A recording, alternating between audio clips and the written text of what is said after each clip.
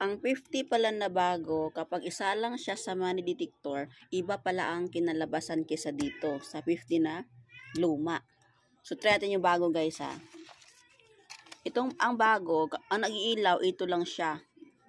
Ito, may nag-iilaw na 50 dito guys.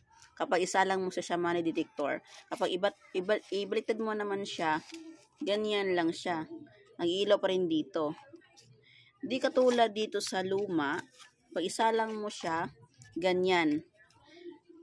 Nakalagay yung ugat-ugat na kulay green. Ayan, pansin nyo po. Ayan, ugat-ugat na kulay green. Ayan siya. Ayan. Marami siyang ugat-ugat na kulay green. Si baliktad mo naman siya, ganun din. Ayan, di ba? Pansin nyo. Mas mabilis siya ma-detect guys kung piki ba o hindi. Di katulad neto na kahit mailawan mo siya guys, oh. Nagre-reflect yung ilaw niya ng 50. Pag ganyan, ito lang talaga may kita mo na nag-iilaw sa bago. No, ganyan. Magkaiba pala siya guys. Aray ko. Kinagatok na lamok. So, para sa akin, mas maganda pa rin tong luma. Madali siya ma-identify kapag piki, iba kapag i-anong mo siya sa money detector. Kasi pag gayaan salang mo, kita mo agad ang kulay green-green na ugat-ugat. Kapag piki kasi walang ganyan.